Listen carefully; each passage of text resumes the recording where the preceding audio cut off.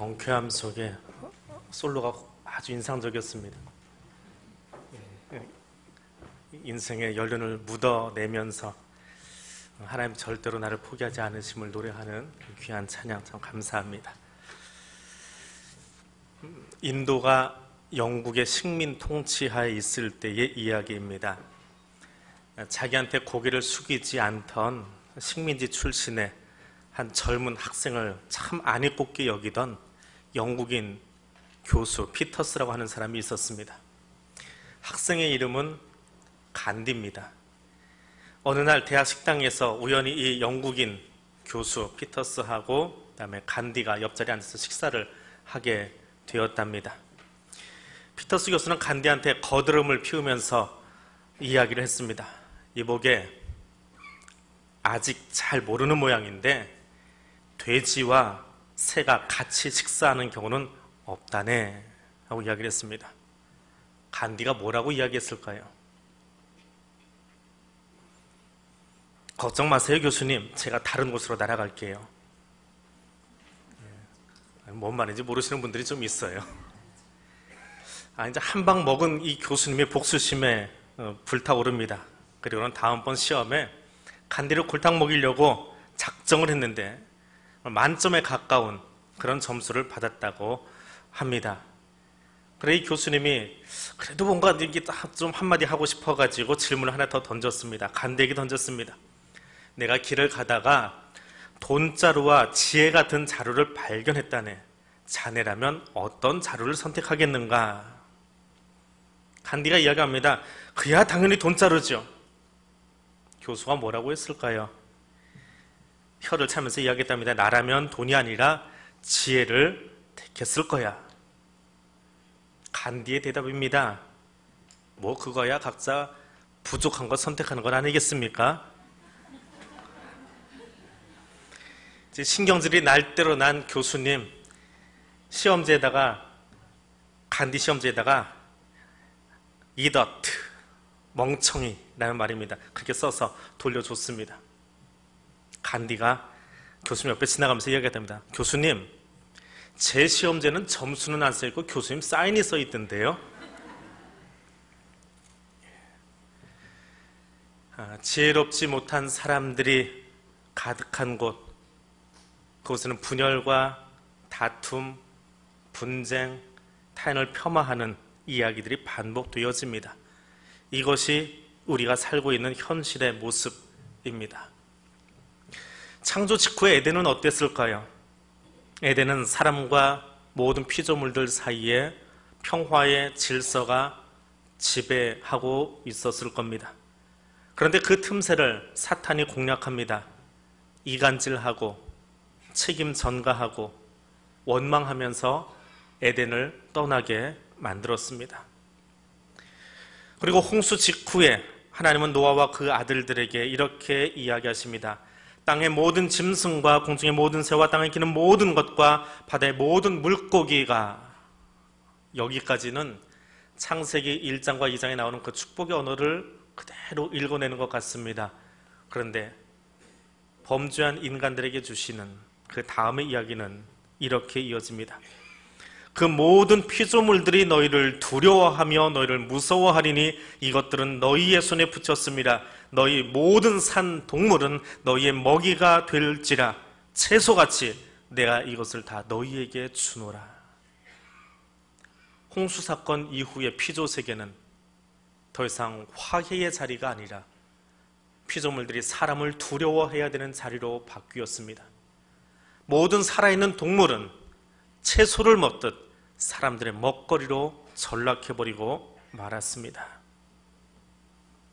이 안타까운 창세기의 이야기가 반전되는 곳, 그래서 더 이상 서로가 서로를 죽이고 폄하하고 얕잡아보는 곳이 아니라 처음 만났던 그 에덴의 상태로 바뀌는 이야기가 오늘 이사야 이곳의 이야기입니다. 주전 8세기에 이사야와 호세아는 이 이야기에 관심을 가졌습니다.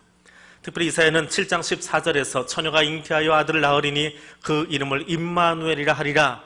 거기서 시작되어진 이 아름다운 메시아적인 소망이 이제 9장에 와서 활짝 꽃을 피우고 정점을 이루고 그림을 그리듯이 아름다운 이야기를 펼쳐나갑니다. 그리고 그 그림의 마지막 결론이 오늘 9절입니다. 비단 이 이야기는 동물들과의 공존 그 자체만 이야기하는 것이 아니라 상처와 위협을 제거하는 것을 이야기합니다. 맹목적으로 써진 이야기가 아니라 거룩한 산 거기서만 일어나는 이야기가 아니라 이 땅의 모든 지구상의 모든 온 우주 가운데에 하나님을 아는 지식으로 충만할 때의 세상이 어떤 것인가를 이야기해주고 있습니다. 그래서 여호와를 아는 지식이라고 하는 것은 단지 머릿속에 들어가 있는 지식을 이야기하는 것이 아니라 마음으로 온전히 깨닫고 하나님과 함께 걷는 것이다라고 히브리인들은 이 본문을 그렇게 이야기하고 있습니다. 온 세상에 하나님을 아는 지식으로 가득할 때의 이야기입니다. 여호와를 아는 것은 창조 질서를 떠난 반역과 불순종과 전쟁이 없게 되는 이야기입니다. 이 모든 악이 그치고 피조 세계 가운데에 우리 세계 가운데 평화가 회복되는 것을 이야기합니다. 여호와를 아는 지식이 충만한 세상은 어떤 곳일까요? 그 첫 번째는 하나님을 아는 지식은 누구도 도구로 삼지 않는다라고 하는 것입니다. 하나님을 아는 지식이 충만한 곳은 나의 명예와 부를 탐하지 않습니다. 하나님을 아는 지식이 충만한 곳에서는 오직 하나님의 영광만 드러내며 살아갑니다. 그렇게 살지 못하는 죄인들의 이야기는 성경 구석구석에 기록되어 있습니다. 특별히 사도행전 8장에 가면 이런 이야기가 하나 등장합니다. 초대교회의 7 집사 가운데 한 사람인 스데반이 돌에 맞아 죽습니다. 그리고는 아직 예수를 만나지 못한 사울이 교회를 잔멸하려고 뛰어다니기 시작합니다. 그 박해가 어찌나 심했던지 예루살렘에 모여있던 성도들이 유대와 사마리아로 온 땅에 흩어져 버립니다.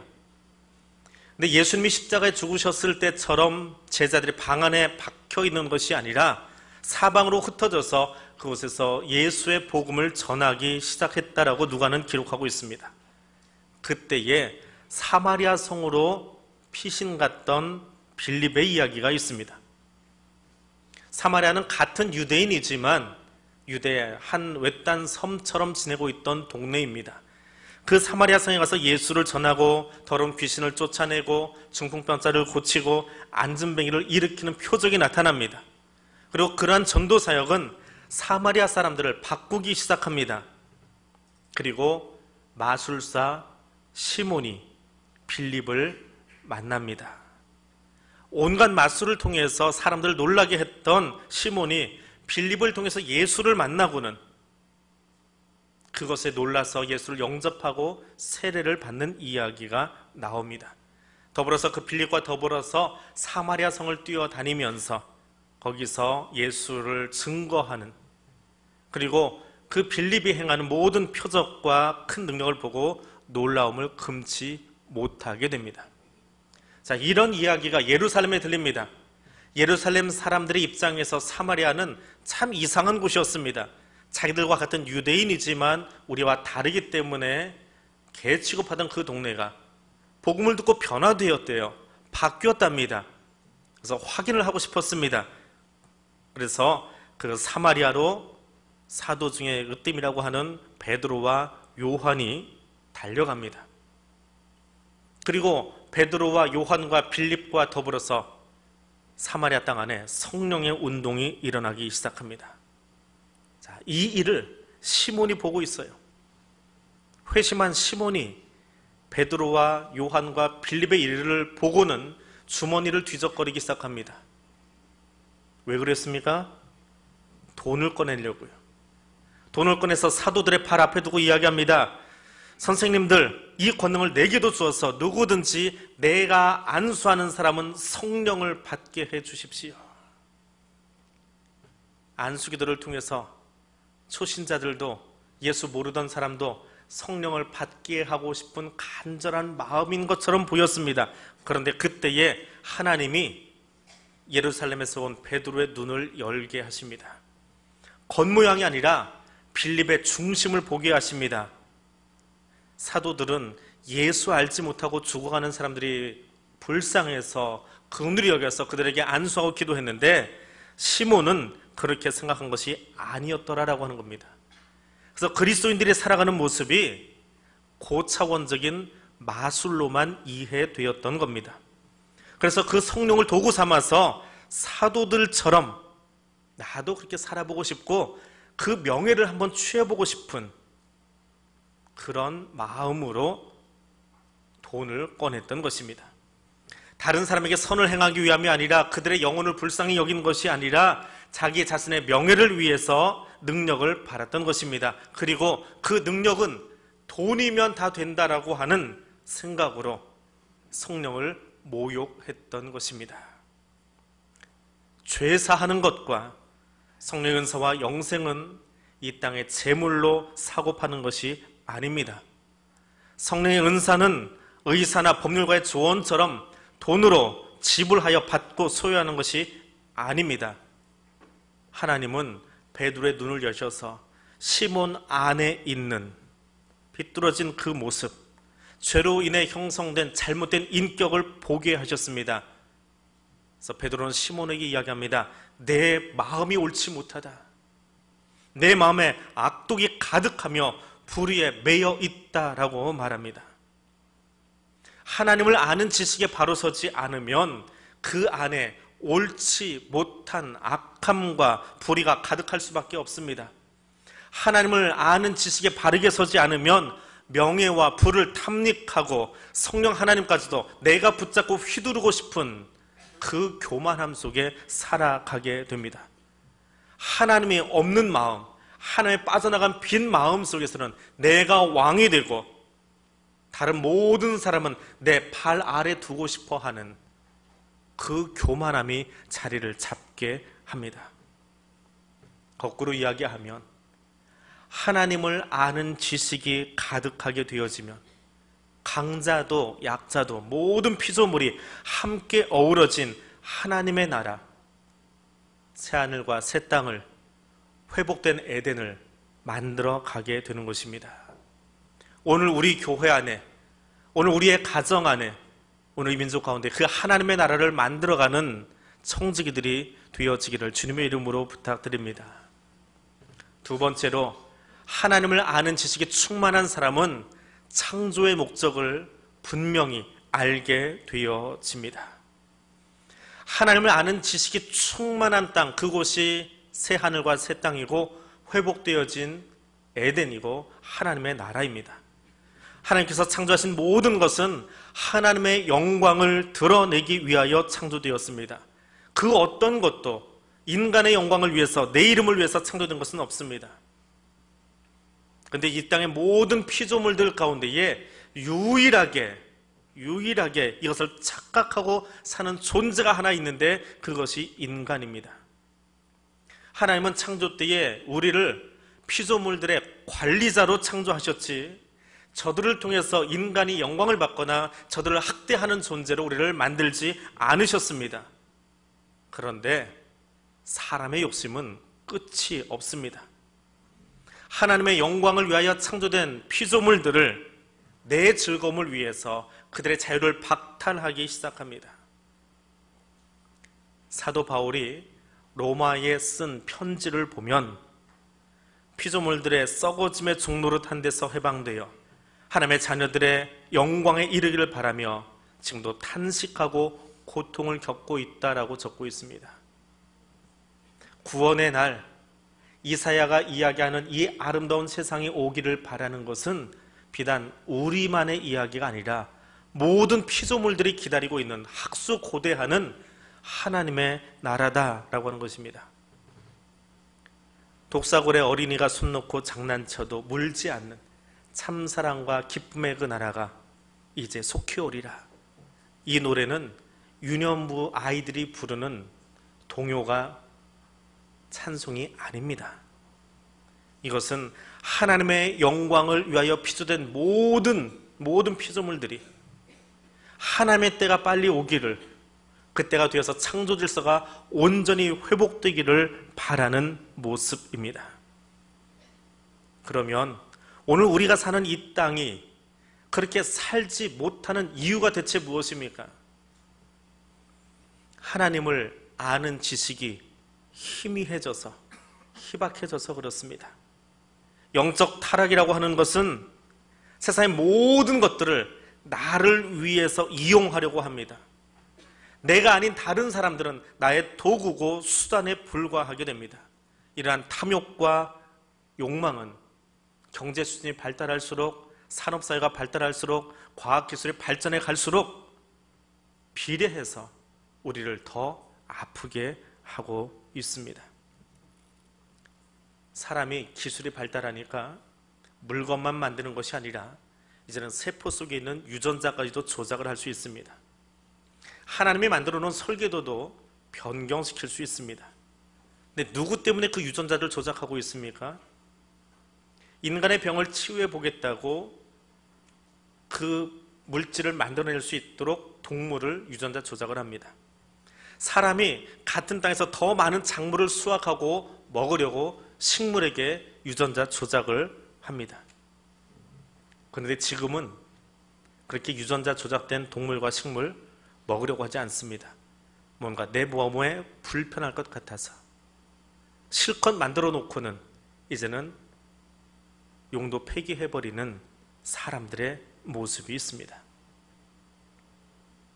바다에 고기가 잡히지 않는다고 합니다. 고기가 왜 안 잡힙니까? 씨가 말랐기 때문이라고 합니다. 씨가 왜 말랐습니까?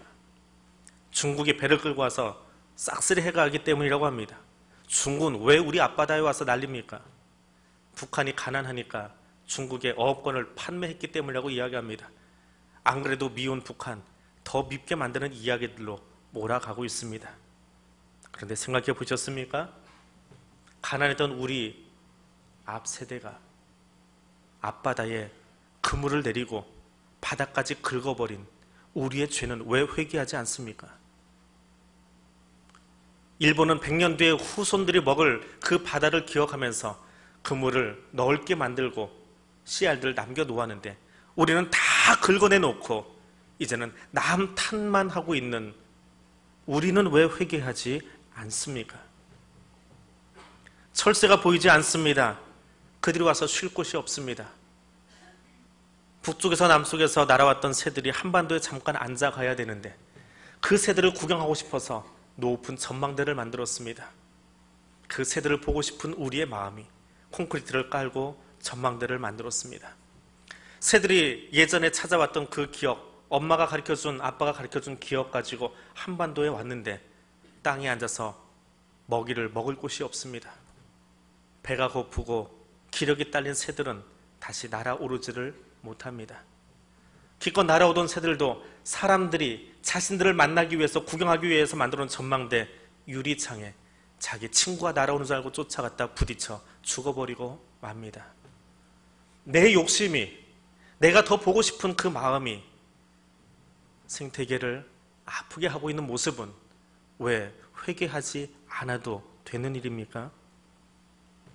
하나님은 우리의 회개를 요청하고 있습니다.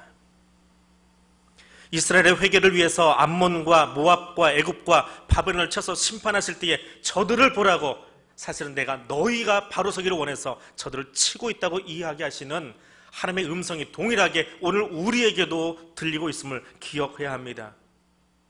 우리의 탐욕의 자리에서, 창조의 목적을 상실한 채 살아가는 욕심의 자리에서 나의 모습을 회개할 수 있어야 합니다. 하나님의 창조 섭리를 알고 회복하는 지혜로운 하나님의 사람들을 될 수 있기를 원합니다. 하나님께서 니네를 위해 요나를 파송하신 이유가 어디에 있습니까? 요나서 4장에 가면 하나님의 마음이 이렇게 나와 있습니다. 이 큰 성읍 니느웨에는 좌우를 분변하지 못하는 자가 12만여 명이요 가축도 많이 있나니 내가 어찌 아끼지 아니하겠느냐. 이것이 하나님의 사랑 표현입니다. 하나님은 하나님 만드신 모든 것들을 아끼고 사랑하고 그 생명이 보존되기를 원하십니다. 인애의 하나님, 긍휼의 하나님은 지금 이 땅의 아픔을 들여다보시면서 니느웨를 바라보시던 그 마음으로 우리의 땅을, 이 지구를, 우리가 살아가는 이 세상을 바라보고 아파하십니다. 그들이 돌아와서 회개하고 하나님의 창조 목적에 합당하게 선다면 이 땅에 이스라엘을 통해 보여주었던 헤뎀과 상함이 없는 거룩한 땅이 세워질 것입니다. 이 일은 여호와를 아는 지식이 충만할 때에 가능합니다. 하나님의 청지기가 되어서 이 땅에 가득한 욕심과 탐욕이 물러가고 하나님의 창조 질서를 아는 청지기들로 이 땅을 채워갈 수 있는 하나님의 사람들 되시기를 주님의 이름으로 부탁드립니다. 기도하겠습니다. 하나님 아버지, 하나님의 은혜와 사랑에 감사드립니다. 우리를 사랑하셔서 우리에게 생명 주시고 이 땅에서 살아가게 하시니 감사드립니다. 또한 이스라엘을 통해 약속하신 새 하늘, 새 땅을 바라보는 소망을 주셔서 이 땅에서 살아가게 하시니 더욱 감사드립니다. 하나님께서 하나님의 영광을 위하여 이 모든 것을 지으셨음을 기억하기를 원합니다. 하나님께서 지으신 모든 것은 내가 마음대로 사용하도록 내어주신 도구가 아니라 우리는 하나님의 선한 청지기여야 함을 기억하기를 원합니다.